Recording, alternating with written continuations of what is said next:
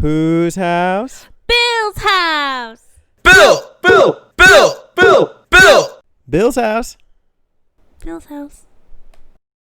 Pilot wings!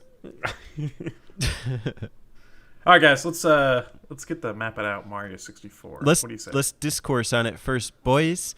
Mario 64, what you got to say about it? It's me, Mario!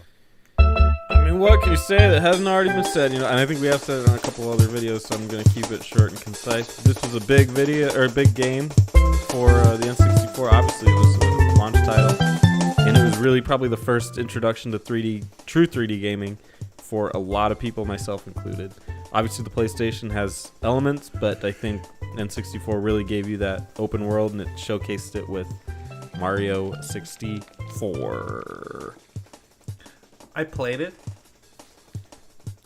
I'm just kidding. Yeah, no, it was a big part of my childhood. It was definitely one of the earliest platformers I probably really remember playing was Mario 64, and I can contribute many a days to listening to Mario 64 in the background of my soul. Wow. I don't know where I was going with that one, but What about you? but no. What about you, Teddy? So there I was with a cartridge in my Playing 64. Pokemon Snap. That's true. Yes. You're not wrong. But when I wasn't playing Pokemon Snap, I was playing. Ocarina of Time. You're right. And in those spare moments where Ocarina of Time and Pokemon Snap were nowhere to be found. Star Fox 64. Actually, I was going to say Clue Clue. Mario 64. Clue 64. I don't want to spoil anything, but That's map out number 2. Mario 64. Mario, yeah. Great game. Impressionable. That's me at that time playing Mario 64. And I still am. I'm kind of nostalgic having replayed it, even on the Wii U, which is interesting. More like the PU. More like, if you, We're doing according to the internet, some might call it 3U. The 3U. Yeah. They're gonna say the ambulance. Oh, I see. Wii U. Ooh. Wii U. Yeah. I should have played on that. I played the DS version. What did you guys play? The DS. 64. Okay. I've only beaten it on the DS version, yeah. Why? What is wrong with you?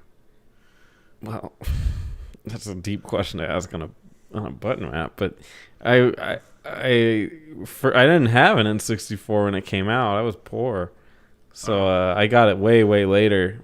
But I thought you were a dirty emulator. Well, back then, when emulation was pretty much limited to Super Nintendo at the most part. I didn't really get into the higher stuff, and emulating an N64 is really annoying, mostly because of the controller. It really is kind of unintuitive for that. But yeah, when the DS came out, they announced Super Mario 64 DS, and I was like, wow, that's perfect.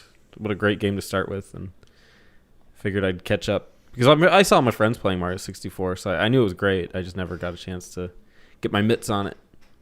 I liked how they built an entire controller for the 64 around that game with the joystick and stuff, and then they were like, you know what? Let's throw that shit in the DS with the D-pad. It'll be fine.